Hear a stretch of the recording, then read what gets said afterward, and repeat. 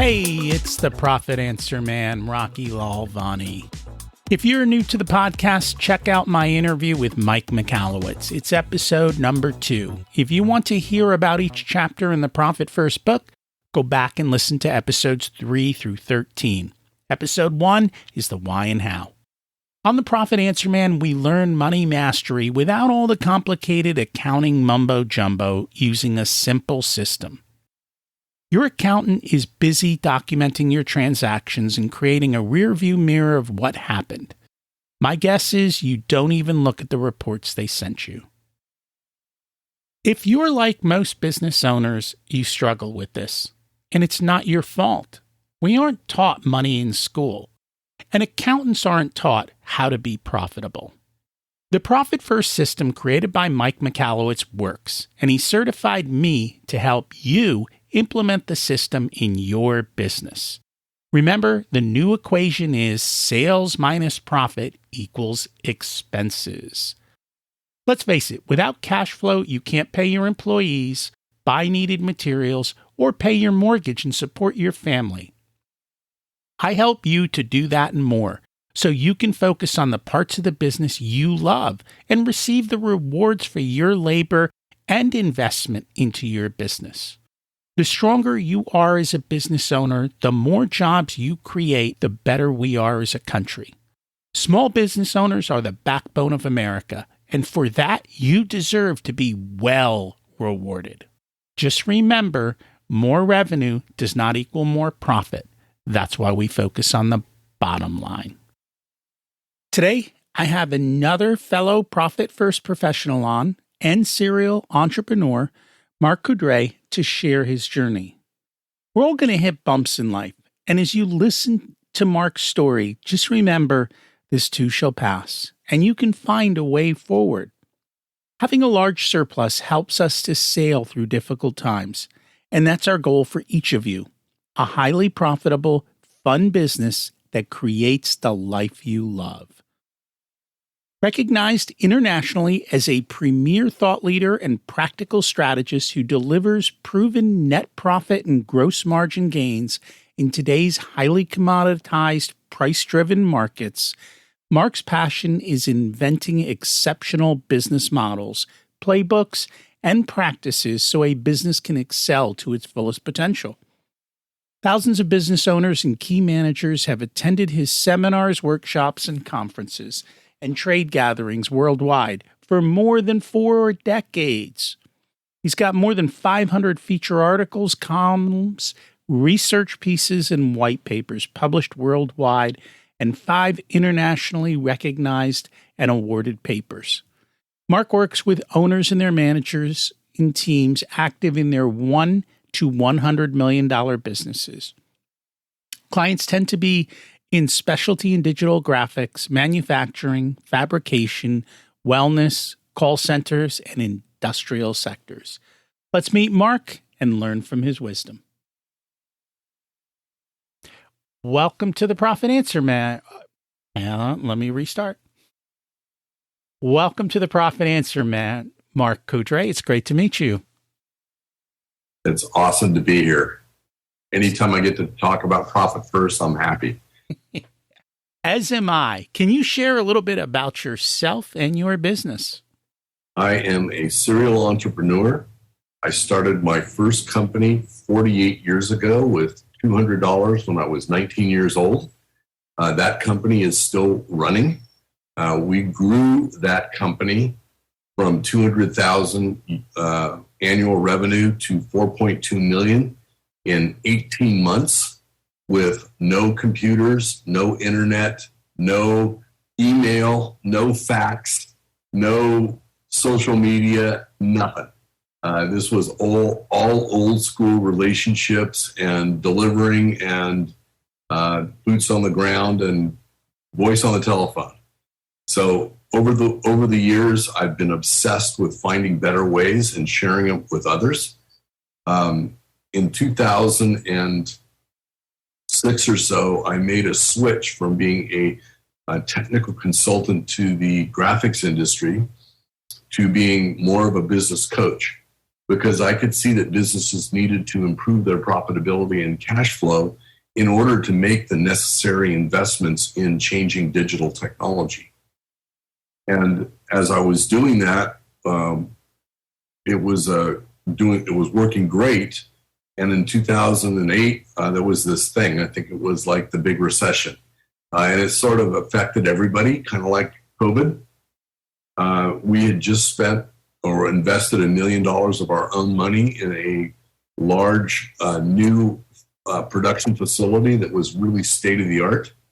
And we moved in January of 2008, just as the economy tipped.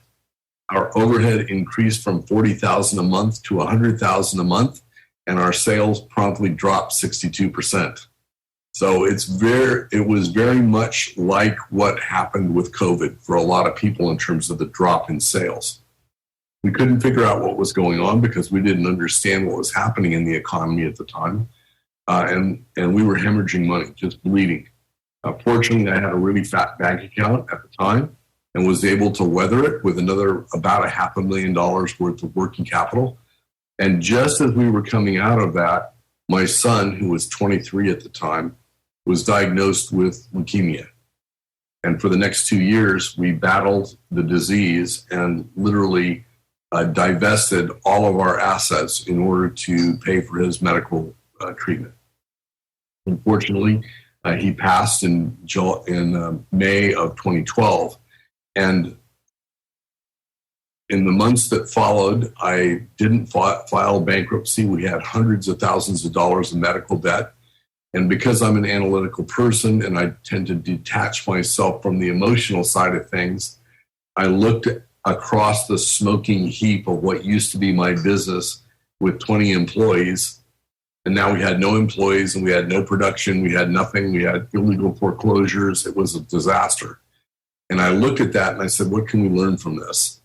And from that, I developed the Catalyst Plan, which is my business program, my business acceleration program, and designed it to help any business that's facing any kind of unexpected disruption.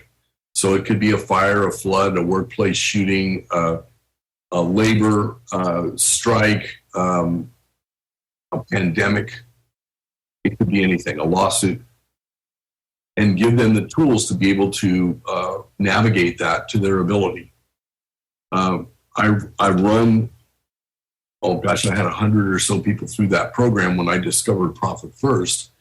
And I recognized that Profit First was the key factor that people were going to need to be able to fix their profitability and cash flow. It's a super simple system. Anybody can do it. You don't have to be an accountant. You don't have to be, a numbers person. It's very, very easy. Since then, I've run almost 400 companies through it. The most success that I've had so far was with a $52 million company, and they were able to increase their profitability by about $2 million in 11 months. It was an amazing journey. And this has happened multiple times. I've had 5 companies now that have been able to increase their profitability by more than $1 million in a year. And these were mature businesses. They were all 7-figure businesses. But I've worked with small startups and I've worked with $100,000 businesses, $500,000, $1 million. It doesn't matter. It works for everyone. So that's my story. And now I'm using artificial intelligence to literally make new discoveries about the sources and the ability to multiply profitability with less effort. So the message that you're going to be hearing, and you'll be hearing it from Mike and a lot of other people, is being able to create more profit with less effort. And I created this thing that I call the law of inverse effort. And it says that if you want to double your business, you can only work half as hard. And if you want to quadruple your business, you can only work 1/4 as hard. So these are all really, really exciting things. We're having a fantastic time with it. All of the evolution is going into machine learning and artificial intelligence. and we're discovering relationships that are not visible to the human eye. So the most common reaction I get when I tell someone about what I've discovered is, wow, I never would have thought of that, but it makes perfect sense. And that's exactly what we're after, is big results with less effort. So can you give me an example of one of those discoveries that you found maybe in a company? I quadrupled the profitability of every company that has tried this. So one of the things that we discovered was that everybody spends they have a gross margin on each job they do. It could be whether it's an accountant or whatever it is. We were looking at the gross margins. Well, the gross margins in and of themselves are not the answer. You could have 100% gross margin, but if the margin is too low relative to the amount of time that it takes to deliver the job, you're going to lose money. So then we started looking at a new metric, which was gross margin divided by time. So we got a GM per hour value. And what we did is we simply took the jobs that a company had, or the assignments that a company had, and ranked them from the beginning of the month to the end of the month with the highest gross margin per hour first and the lowest gross margin per hour at the end. And what that did is it depressed the break-even point per month. So instead of breaking even on day 18, day 19, day 20 of a 21-day month, they were breaking even on day 15, day 13, day 12. And every cent of the gross margin after the break-even goes directly to profit. So the faster that you hit break-even, you accelerate the profit. And it's been a phenomenal. And that was one of 45 discoveries that we've made so far.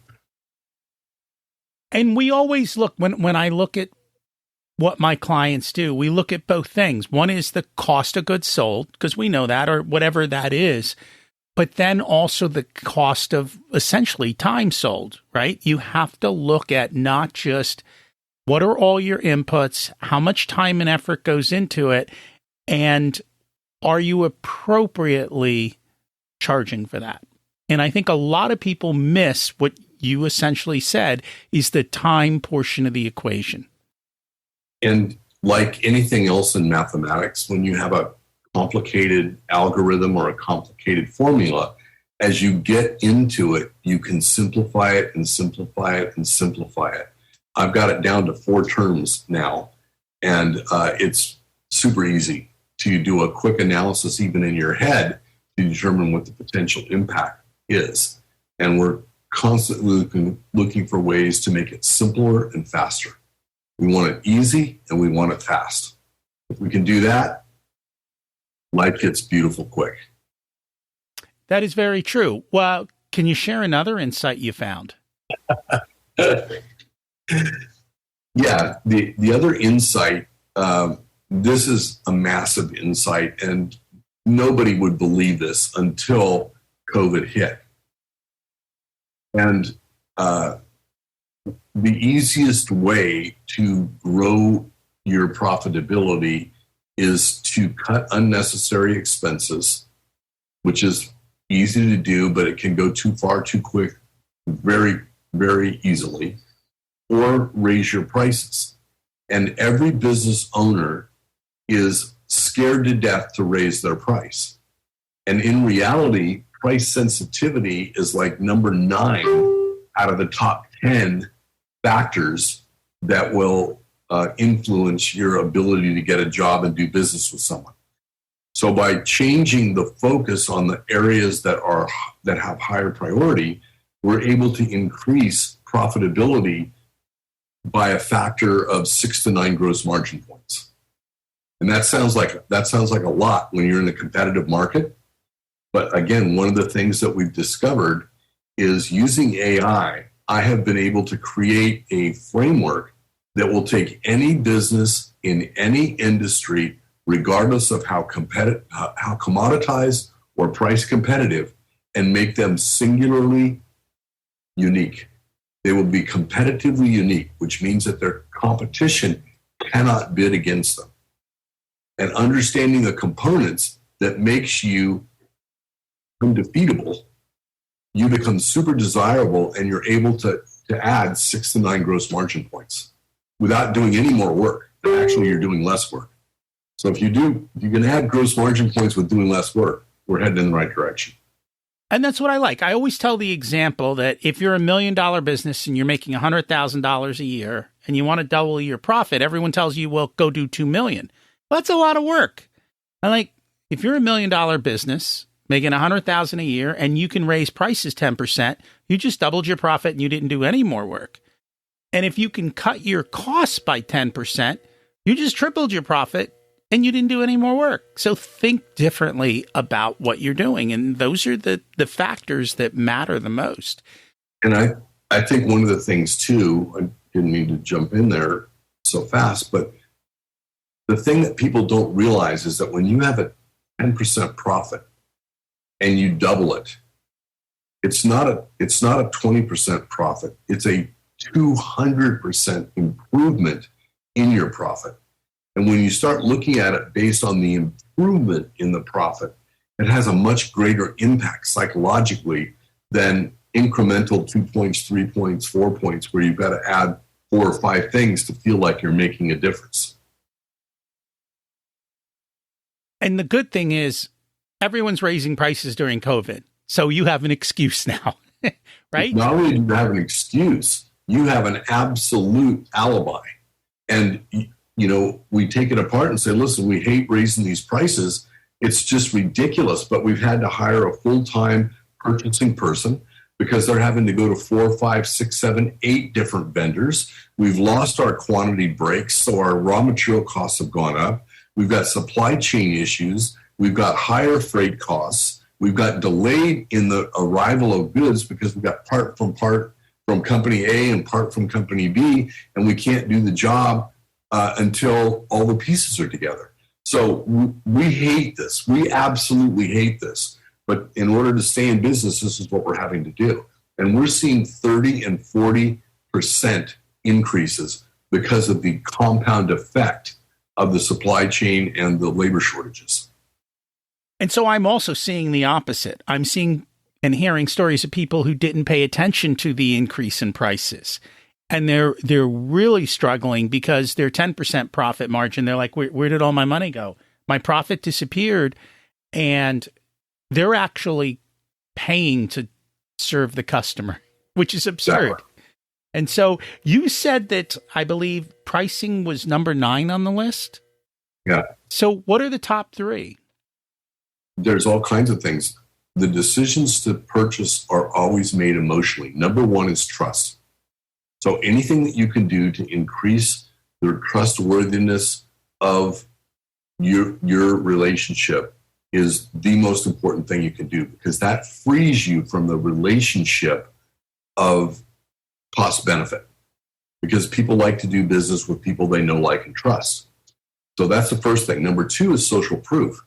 If they don't trust you, if they trust you but they're not quite sure, they're looking for social proof. So they're looking for Google stars, they're looking for Yelp reviews, they're looking for Trustpilot, they're looking for Better Business Bureau. You're looking for all of these kinds of things that focus on the emotionality of doing business with you. Nobody wants to get ripped off. Nobody wants to look like they made a bad decision. Nobody wants to be seen as a cheapskate. And yet, as a business owner, we think that that's all they want to do is hammer us for price. So a lot of positioning to get you higher up in these emotional factors is understanding the sales process and the wording that you need to use in the sales process in order to trigger these emotional responses that build trust and confidence in your ability to deliver. It's funny because there's a part of trust that people don't realize that, and it's a hidden cost. If you don't trust your employees and your employees don't trust you, you will lose a tremendous amount of profit because of that. You'll create systems and processes that make it so hard for anything to do anything in your company that your time, which is where we started, becomes astronomical to get stuff done. And then people stop trying because they've lost trust. So I'm glad that you said that, because essentially what you're doing is you're adding friction to the process, right? And so during COVID, because I'm an introvert and everybody was working from home, but I came to my office and I worked in my office by myself every day, and I'm still doing that. I had a tremendous amount of time to think. And as I'm thinking, it occurred to me that the flow of money moving through your business followed the same laws as Newton's laws of physics, of the laws of motion. So I created this concept of the physics of profitability. Your business has mass. It has inertia because there's nothing going on. You have to apply force, which is sales and effort and marketing, in order to overcome the inertia and get it moving. Then you have some momentum, but you have to generate acceleration in order to maintain the velocity of the business. So as I started identifying friction and velocity and inertia and momentum and acceleration, I took all of the laws of physics and I applied them to what we do. And that's developed a whole framework around how do we accelerate the profitability and make it happen as quickly and smoothly as possible. And trust has a big factor with that. One of my favorite books in that area is Stephen Covey's book, Business at the Speed of Trust, or Speed of Trust. That one. There you go. The Speed of Trust. The exactly. Speed of Trust. And you talk about the friction that's involved. That's the delay of time. It's the restriction of time. You slow decision making down. You get second and third and fourth opinions. And even if you get 3 opinions and consensus, that doesn't mean it's going to go forward. It may have to be appealed to a higher authority to make sure that the committee made the right decision. And you end up going from a simple sale where it can be one and done to a complex sale that could take over a year to complete, depending on how large the contract is. Trust is a big factor, and it's one that I think we don't take into account because there's no line item on the P&L for it. Right. And so everyone ignores it because they don't even know where to look. Where do you see most business owners struggle with profitability? I think that the key thing that I see with them is lack of process. They don't have an understanding of how their business works and what the relationships are in the moving pieces of their business. So it's kind of like they just go out and they'll go out and sell because they're under the impression that they sell something that must be profitable. And it's absolutely the furthest thing from the truth. So I find businesses all the time being busy. And in the process, at the end of the month, they're just throwing everything out there. And at the end of the month, it's like, I can't understand. We're so busy and we're not making any money. It's because what we talked about earlier is that gross margin per hour is not being considered. So they're taking whatever hours they have and they're throwing whatever work they have against those hours. And the most valuable asset they have is the time, because you cannot renew it. And it is one, again, time is not on the P&L, so to speak. At least not as a line item so that it makes it easy to kind of see that. Well, and that's a great point, because everybody needs a profit loss statement, a balance sheet, and a cash flow statement. This is what they tell you when you study accounting and bookkeeping. That's great, except the bookkeepers and the accountants are concentrating on numbers in boxes and compliance. So they're all about restriction, and they're all about reporting the events that have already happened. And depending on how disorganized a business is, the time that's involved for that reporting could be a month or more, a quarter or more. So you're literally driving down the road, looking in the rear view mirror at 90 miles an hour going, how am I doing? And I refer to this as driving in the rear view mirror. It's good to know where you've been. It's validating to know where your budget, how you hit against your budget and your performance. That's okay. But I want to turn things around and create forward-looking indicators. I call them brake lights on the freeway. Because if you're going 100 miles an hour, you want to know when those brake lights are coming on. Was it just some guy doing a brake check, or is it literally an accident or a backed up traffic jam that's going to require you to take a different route in order to get to your destination? Businesses do not do that, and accountants do not do that, because this requires a non-financial perspective. It requires managerial accounting, not financial accounting. So we're looking with different ratios, different indicators, different KPIs into the future. And so I've got a feeling that a lot of people may not know what managerial accounting is. So why don't we go ahead and define it for them? So managerial accounting uses the numbers in your business to project into the future. So if I'm looking in mathematics, I'm really into math. I've always been into math. People are scared to death of it. But basically what it is that in month 1, you do this much. In month 2, you do this much. In month 3, you do this month. In month 4, you do this month. When you connect those dots, you get a curve or a line, and hopefully it's moving in the right direction, right? And it's going up toward profitability. Well, those curves based on your performance, those are called functions. And those functions have a formula. And that formula can be used to say, okay, based on what we've seen, this is the formula for this activity. And if we follow it based on the activity that we're doing right now, in 3 months, we're going to be here. In 6 months, we're going to be here. So you're just simply connecting the dots into the future. And you can't say for certain that that's going to be there. But when you start applying statistics to the functions, now you've got reliability, and that becomes what's called confidence indexing. And when you start driving your business based on confidence index and forecasts and predictions based on what we're learning in AI, it's a whole different way of running a business, man. And I tell you, after 48 years in business, I wish I was 30 years younger, because this is the most unbelievable time to be in business ever. And that's the question I get a lot of the times. They say to me, well, how am I supposed to predict this? And I'm like, you know what? It is a prediction. It's our best guess. And we'll shoot for a target. But if you don't have a target, you're not shooting at anything, which is going to cause real trouble. Even if your target's wrong, we can always adjust the target.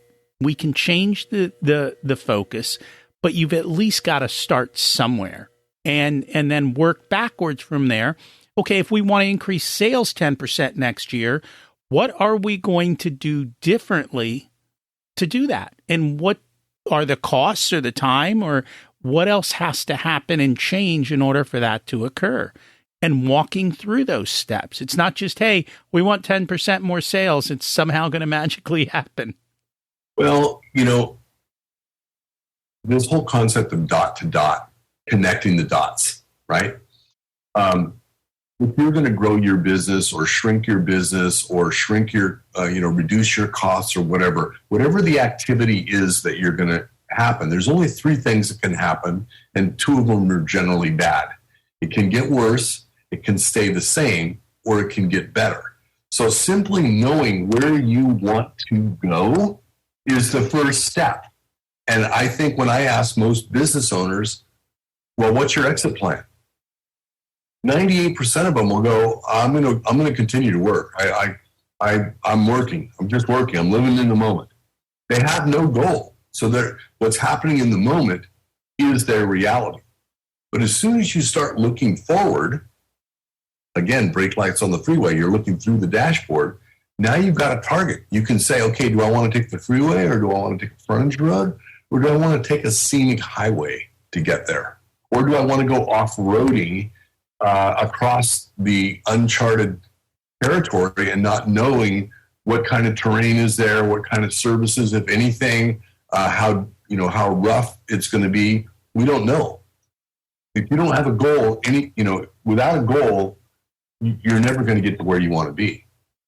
So I just start talking to people about what are the kinds of things in your life do you follow that allow you to go from where you are today to where you want to be. You want to go on vacation. Well, I need to make a list. I've got to make a list of all the things I got to do, right? The husband typically will say, hey, let's go to the mountains. Let's do something spontaneous. And the wife's like, well, who's going to feed the dog? And who's going to take the trash can out? And what about this? And what about mowing the lawn? And, she's got a million different things because she's working at the tactical level. And he's working at the big picture level of where I want to go with the big picture. You need both, right? So in order to make this work, you need to understand what is called as the theory of constraints. And the theory of constraints are all the things that constrain or limit your ability to achieve what you're going to do. And everything has a series of steps and a series of constraints.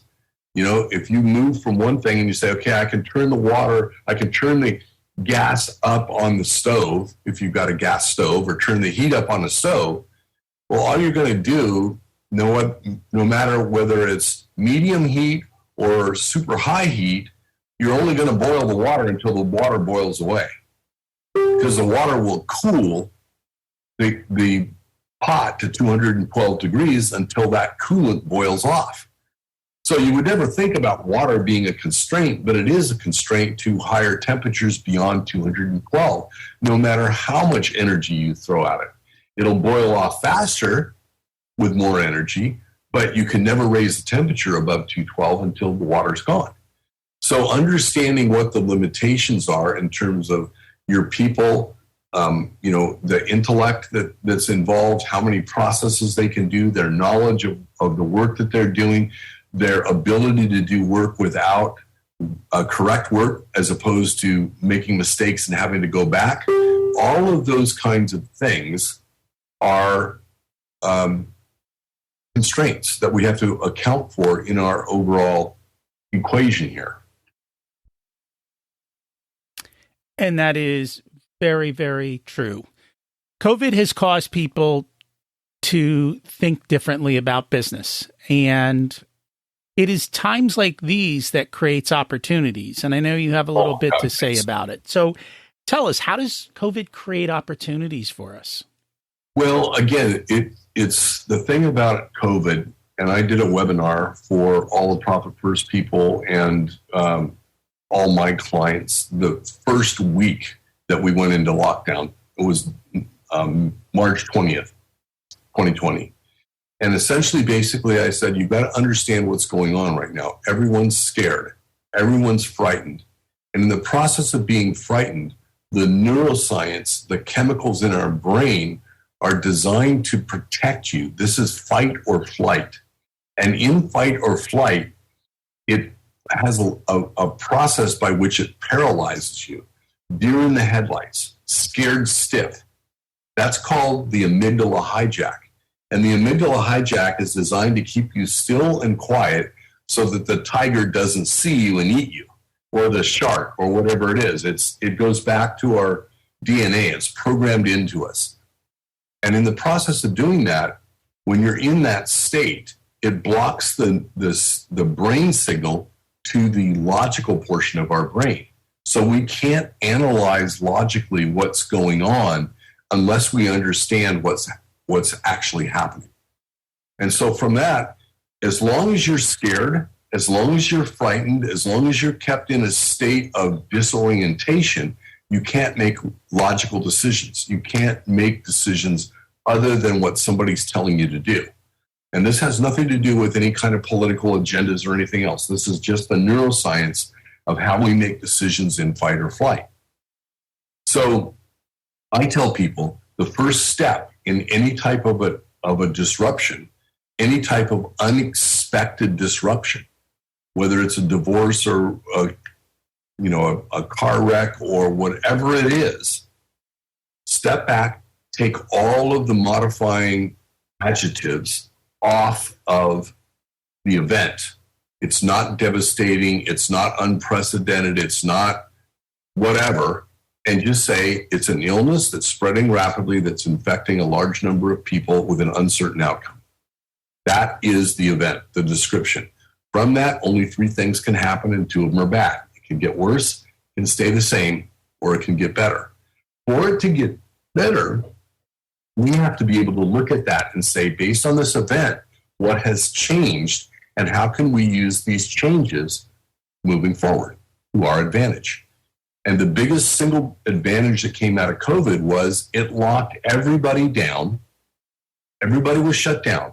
That slowed all business to a stop, which we're paying the price for today in the supply chain. But it leveled the playing field and it eliminated the competition because nobody was competing. And for the first time, it gave us the ability to take a breath and say, what's going on here? And let's take a look at this from, do we want to continue doing things the same way when we return? And so from the good standpoint, since all the employees were laid off, we got a chance to say, which clients do we want to be working with? And which employees do we want to have doing the work? And the companies found that they could bring back their best workers, and the least likely workers to come back were sitting around collecting bonus unemployment checks. So it's like, why should I work when I can make more money than when I'm working? So they stayed away, and the people that came back to work were doing the work of 2, 3, and 4 people. So there was no place left for those individuals. So now you've got the first round of disruption that's going on. And as we move forward, now what's happening is the companies that were weak, that didn't understand what was happening, they closed. They went out of business. They ran out of cash. They perished. So now there is a imbalance in the marketplace, and the companies that survived, they're doing great work. Their great work is being recognized. Customers are flocking to them.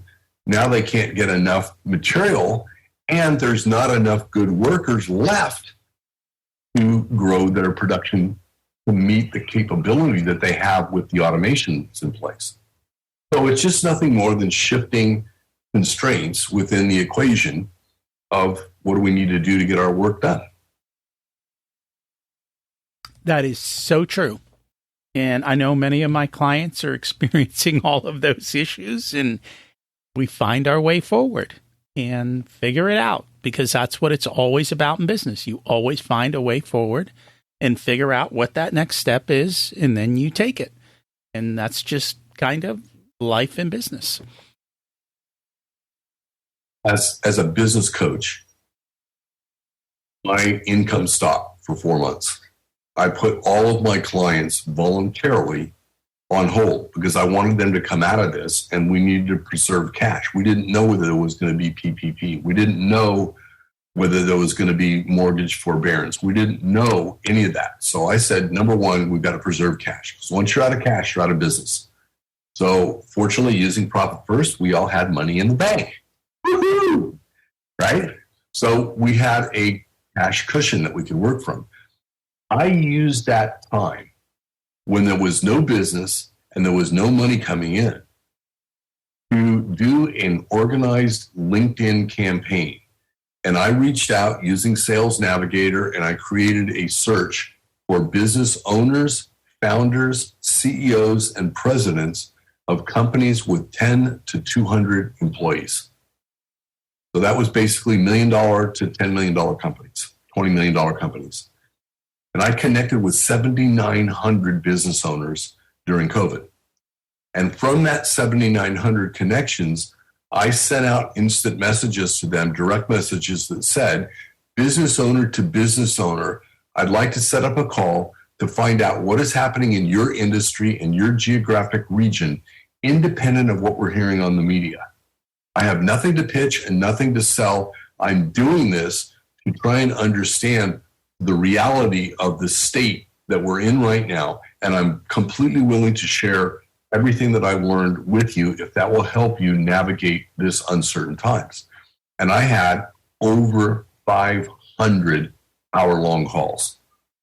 And from that, I gained an incredible amount of insight and developed from that the concept of compound commerce. If I put all of this into a CRM, which I did, now I could start seeing relationships between people that were providing services, had capabilities and capacities. And now I'm able to give business, share business, move things around between people that I don't even know. I can say, hey, we had this conversation and you had these machine tool capability. I've got a client that I could hook you up with if you've got capacity. And they're like, great, that'd be fantastic. So what do you think that does to my trust factor? Through the roof. Through the roof, baby. And it helps everybody. And the feeling from that is what it is. I live, my big why in life is to find a better way and share it with others. Because collectively, the output of everyone else is so great that everyone benefits on an exponential level. That makes a lot of sense. Well, thank you so much for joining us today. If people would like to learn more, connect with you, find out a little bit more about your wisdom, what is the best way for them to do that? The best way to do it would be to connect with me on LinkedIn at Mark Coudray. So it's LinkedIn /in/Mark Coudray. When you connect with me, I will send you a meeting link and you can schedule a meeting with me. If you'd like to say, hey, Mark, what do you think about my business? What do you think about this? Or what do you think about that?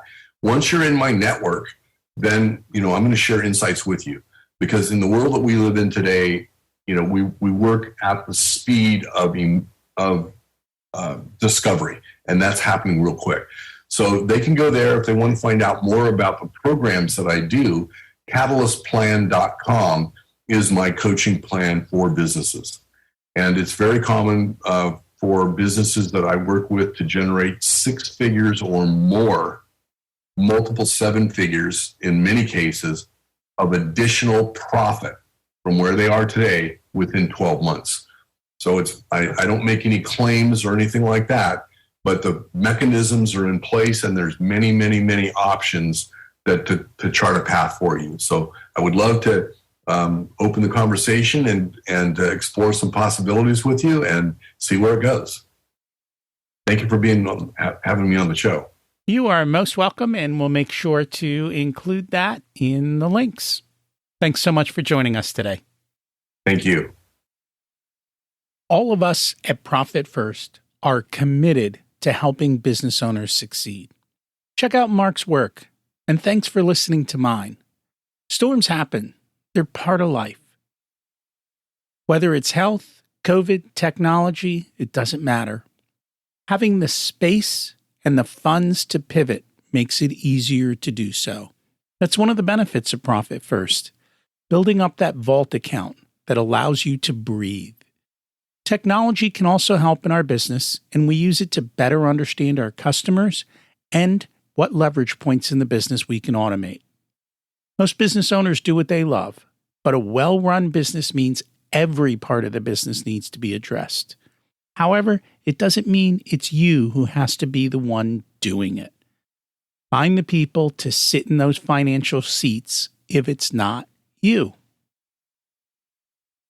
Remember, you don't need more resources, you need to be more resourceful. We focus on the bottom line. If you want a done-for-you service, you can have me as your Chief Profitability Officer. Because you have your zone of genius and want to spend your time doing what you love. I only work with a handful of clients, so they get my full attention. I work with business owners who have or are growing to $500,000 to $5 million in revenue. You can use the scheduling link in the show notes to get on my calendar for a good fit conversation to see if I'm the right person to support you and how I can help you. If you want to learn about living the life of your dreams, check out my other podcast, Richer Soul. As we close out, let's repeat the mantra. Revenue is vanity, profit is sanity, and cash is king. Have an abundant and profitable week.